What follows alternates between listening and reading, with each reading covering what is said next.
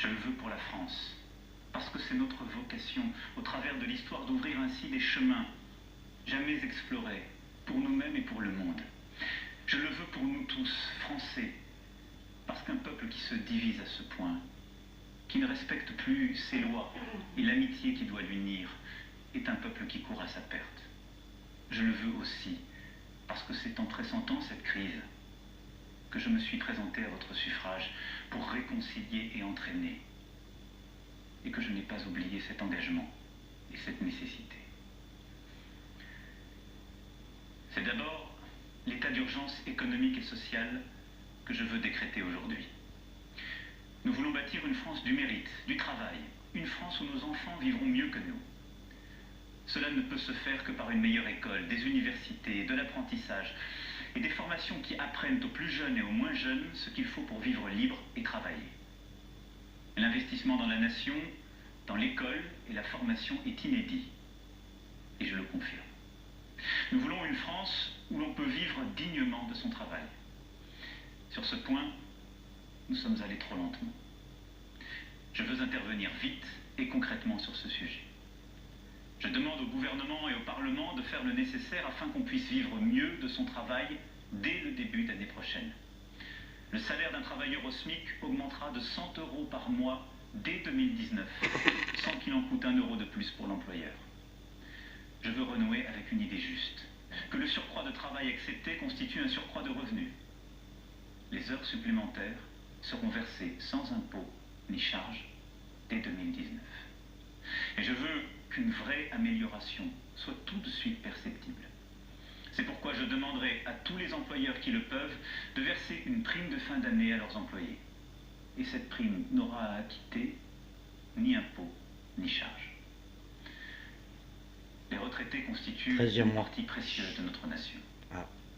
Pour ceux qui touchent moins de 2 000 € par mois, nous annulerons en 2019 la hausse de CSG subie cette année. Voilà. L'effort qui leur a été demandé était trop important et il n'était pas juste. Dès demain, le Premier ministre présentera l'ensemble de ses décisions aux parlementaires. Mais nous ne devons pas nous arrêter là.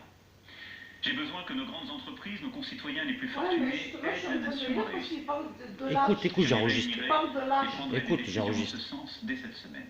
Tu rentres en compte. Je sais que certains voudraient, dans ce contexte, que je revienne sur la réforme de l'impôt sur la fortune. Mais pendant près de 40 ans, il a existé. Vivions-nous mieux durant cette période? Les plus riches partaient et notre pays s'affaiblissait.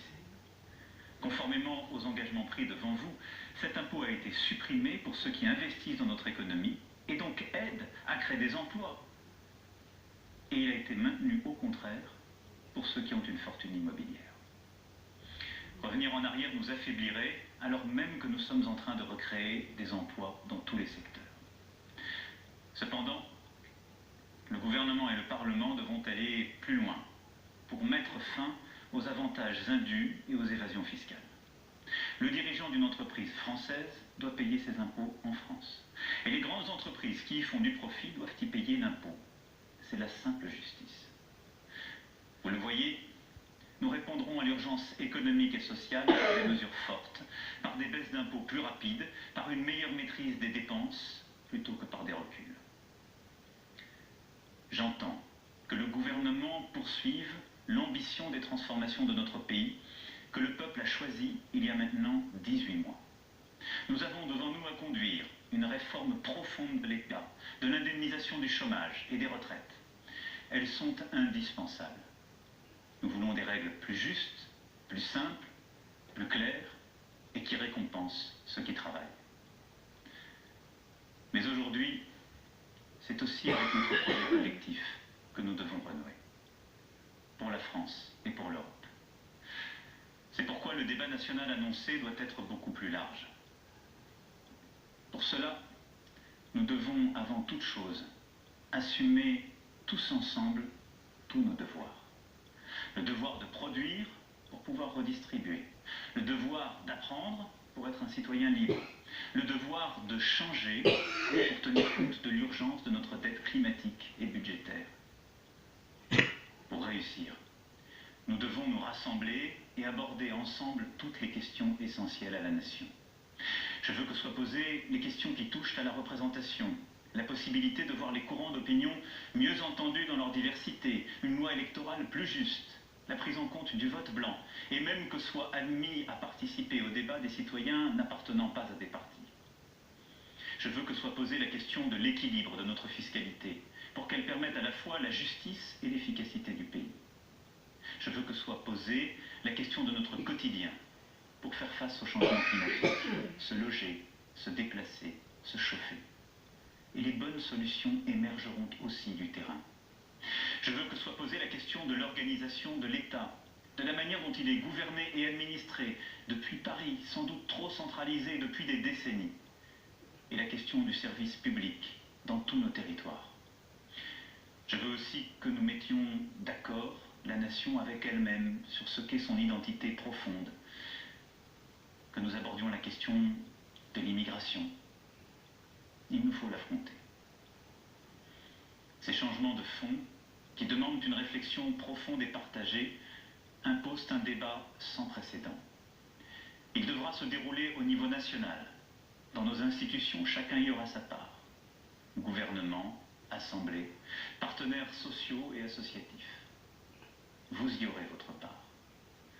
Je veux en assurer moi-même la coordination, en recevoir les avis, pour rendre ainsi le pouls vivant de notre pays. Mais un tel débat n'est pas seulement affaire de représentants institutionnels. Il doit se dérouler aussi partout sur le terrain. Et il est des interlocuteurs naturels des citoyens qui doivent en recevoir les demandes et s'en faire les relais. Ce sont les maires. Ils portent la République sur le terrain.